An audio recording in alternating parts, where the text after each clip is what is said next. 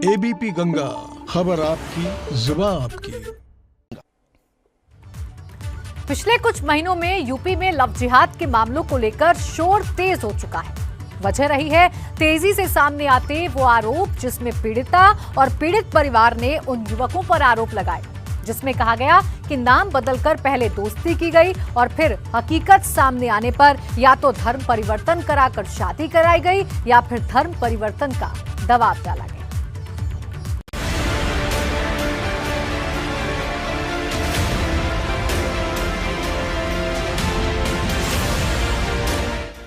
दो 2020 को अपराध के मामले में लव जिहाद के मामलों के लिए भी याद रखा जाएगा, जिसमें लव जिहाद को लेकर हवा इतनी तेज चली कि यूपी सरकार को लव जिहाद जैसी वारदातों पर लगाम लगाने के लिए अध्यादेश तक लाना पड़ गया।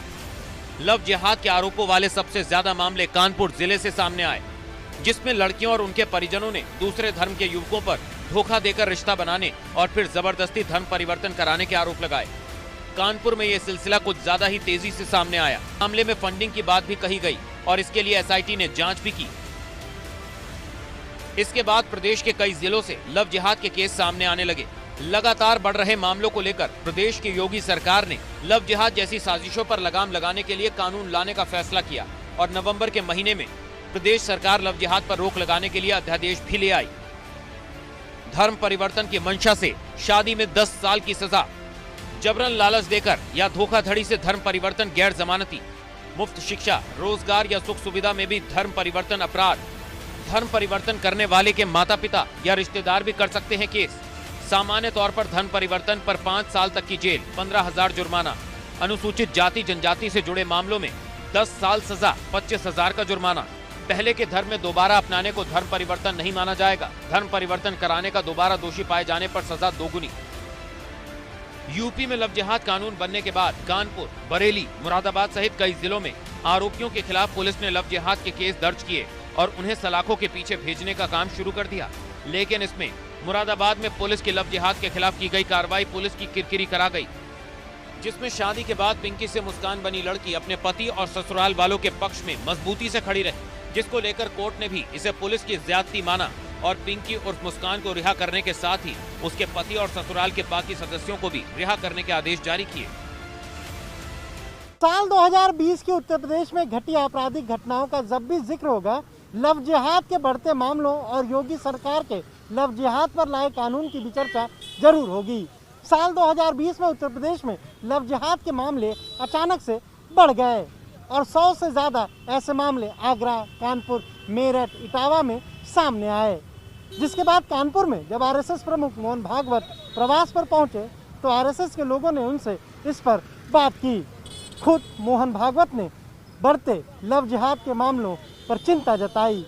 उसके बाद योगी सरकार ने इसको काफ़ी गंभीरता से लिया और नवंबर महीने में उत्तर प्रदेश विधि विरुद्ध धर्म परिवर्तन प्रतिषेध अध्यादेश 2020 को मंजूरी दी, जिसमें अगर आप किसी दूसरे धर्म में शादी करते हैं तो आपको 2 महीना पहले डीएम को नोटिस देकर ये बताना पड़ेगा कि आप दूसरे धर्म में शादी करने जा रहे हैं, और अगर आप ऐसा नहीं करते हैं तो आपको 3 महीने से लेकर 6 साल तक की सजा हो सकती है, 10,000 का जुर्माना हो सकता है। लव जिहाद कानून के खिलाफ पिंकी की जीत के बाद भी समस्या खत्म नहीं हुई और हिरासत के दौरान पिंकी को दिए गए इंजेक्शन प्रशासन की गले की फांस बन गए, क्योंकि पिंकी ने शुरू में ही प्रशासन पर जबरदस्ती अबॉर्शन कराने के आरोप लगाए थे, जो बाद में अल्ट्रासाउंड रिपोर्ट में सही पाए गए।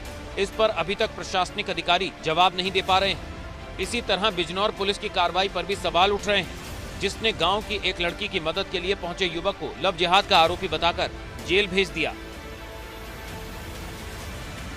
लव जिहाद को लेकर फैले भ्रम के बीच यूपी हाईकोर्ट के 2 फैसले बेहद अहम हैं, जिसमें से एक फैसले में हाईकोर्ट ने साफ कहा है कि केवल शादी के लिए धर्म परिवर्तन करना जायज नहीं हो सकता, तो वहीं दूसरे अहम फैसले में हाई कोर्ट का कहना है कि ये देश का कानून हर बालिग को अपनी मर्जी से किसी भी धर्म में अपना जीवन साथी चुनने का अधिकार देता है।